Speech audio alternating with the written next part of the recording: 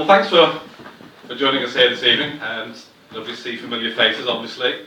A fair few odd faces as well.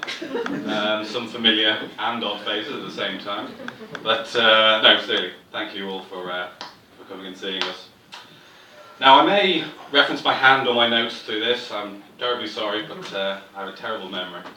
I'm also a virgin stand-up, as in, it's my first time. I'm in no way sponsored by or affiliated with Richard Branson. And in addition to all this, I also have a terrible memory. Now I'm going to talk to you tonight about two of my passions, alcohol and books. Now they don't go together very well. I mean, I would hate to see what's in a 50 Shades of Grey cocktail. But there are some times, I don't want them, no I don't even want them. There are some times when they can work together. For example, I went to the book festival at Hayes a few years back. Or actually, no, to understand the story, you'll need to appreciate my deep and complex relationship with alcohol. It's an abusive relationship for a start. Although I don't actually know who's abusing who, or whom. I have absolutely no idea about that one. But I'm definitely not an alcoholic. And I realise that's the first thing alcoholics actually say, but I'm pretty sure I'm not.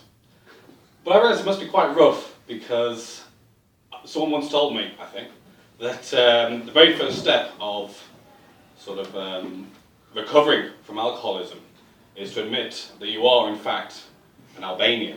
I don't know how it works for people who are not Albanian, but then I understand there are lots of other steps, but my memory of those are quite hazy. So yes, alcohol, brilliant stuff. Sometimes I'm a little bit stupid with it though. Sometimes I sort of measure how much fun I'm having by how much I've had to drink. And so obviously I have to have the most fun, I have to have the most alcohol. Just one more drink than everybody else.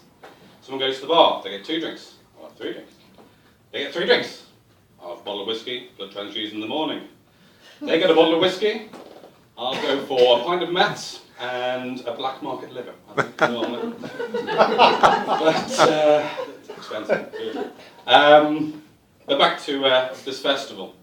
So going by that scale, I had one night out where I think I had the most fun anyone's ever had in the world.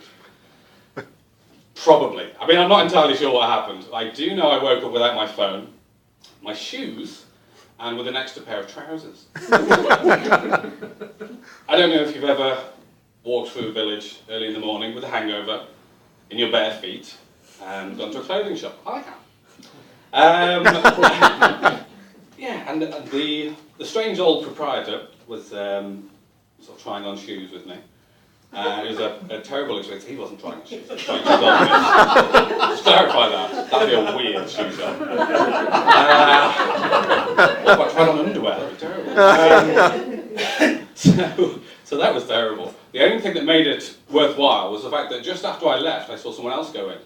I did recognise his shoes, they were very familiar, but the most striking thing about him was he didn't appear to be wearing any trousers. It's a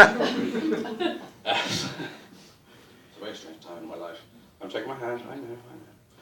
Right, okay. Right. So what we have to address now, although I don't actually think I've been doing it, we really have to address the elephant in the room. You know, I don't know if you'd actually discuss an elephant in the room. You'd probably go, my God, there's an elephant in the room. How did it get in here? That door's really small. And why is it having tea with a rhino?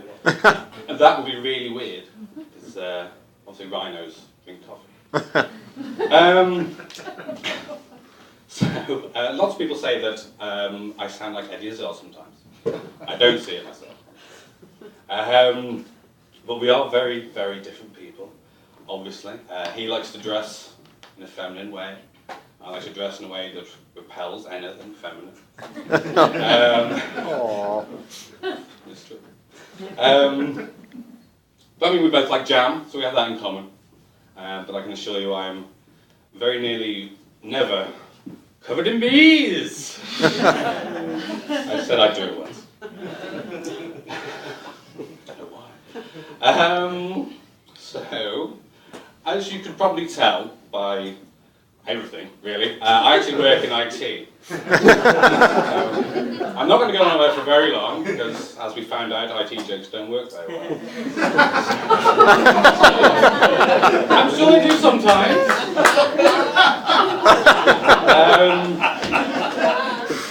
So very quick, public service announcement. Off and on will work 90% of the time. That's step 1. Step 2, click on anything, see what happens. Step 3, Google it. Embrace the Google for your problems of a technical nature. Don't care about any others. Right. One last thing, I think, for me this evening. I've talked about my passions, but I haven't talked about what I don't like. Now, obviously, as part of liking alcohol, I like going into a pub. It's pretty natural, really. But it can be awkward sometimes, especially when there's a football game on. Now, I'm not a fan of football. Not normally a problem, but sometimes you get these crazy football pubs, in which case it is actually a problem. I'm about as welcome as Putin on Canal Street. Actually, he totally would go to Canal Street, wouldn't he? Secretly. Covered in bears. No.